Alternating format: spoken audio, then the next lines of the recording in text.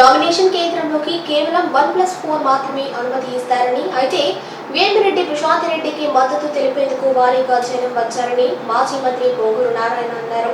Vemireddy Prashanth Reddy nomination లో ఆయన పాల్గొన్నారు.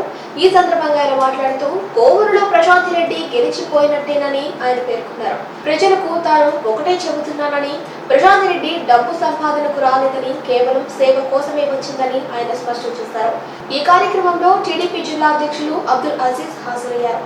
ఈరోజు నెల్లూరు కోవూరులో నామినేషన్ ఎన్డీఏ పార్టీ తరఫున తెలుగుదేశం అభ్యర్థి వేమిరెడ్డి ప్రశాంత్ గారు వేశారు. అయితే ఈ నామినేషన్ కేవలం 5 మంది మాత్రమే పోతామని నాకు యాక్చువల్గా వారు ఫోన్ చేసి చెప్పడం, 5 మంది మాత్రం ఇక్కడ అనుకుని వస్తే వేల మంది యాక్చువల్గా ఈరోజు వాళ్ళకే వాళ్ళు రావటం నిజంగా ఆమె గెలిచేసినట్టే. అత్యధిక మెజారిటీతో మీరు అందరూ గెలిపించాలి. నేను కోవూరు ప్రజలందరికీ, నెల్లూరు పార్లమెంట్ ప్రజలందరికీ ఒకటే చెప్పేది, వారు రాజకీయాలకి డబ్బులు సంపాదించుకోవడానికి రాలా. వాళ్ళకి దేశ విదేశాల్లో అనేక వ్యాపారాలు ఉన్నాయి. కేవలం ప్రజల సేవ చేయడానికే వచ్చారు. వారు వైసీపీ ప్రభుత్వంలో ఎంతో సేవ చేశారు, ఆ పార్టీకి ఎంతో సేవ చేశారు. కానీ వాళ్ళకి ఆ రికగ్నైజేషన్ లేదు, గౌరవం లేదని తెలుగుదేశంకి వచ్చారు.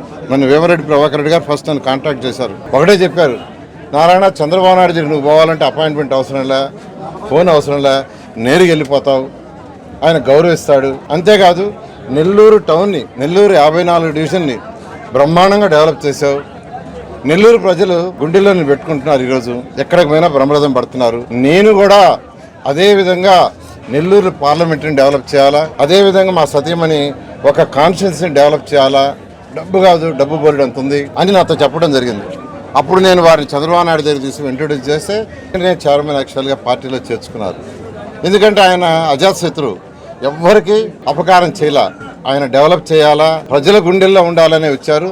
నేను అందరినీ ఒకటే చెప్తున్నాను, మీరు అత్యధిక మెజారిటీతో వేమిరెడ్డి ప్రభాకర్ రెడ్డి గారిని ఎంపీగాను, కోవూరు నియోజకవర్గం నుంచి ఎమ్మెల్యేగా వేమిరెడ్డి ప్రశాంత్ని గెలిపించండి. ఖచ్చితంగా కోవూరు కాన్స్టిట్యున్సీని రాష్ట్రంలో నెంబర్ 1 కాన్స్టిట్యున్సీగా చేస్తుందనే నమ్మకం నాకుంది, ఇక్కడ ప్రజలకు కూడా ఉందని, మీ అమూల్యమైన ఓటుని వాళ్ళిద్దరికేసి గెలిపించాల్సిందే కోరుకుంటున్నాను.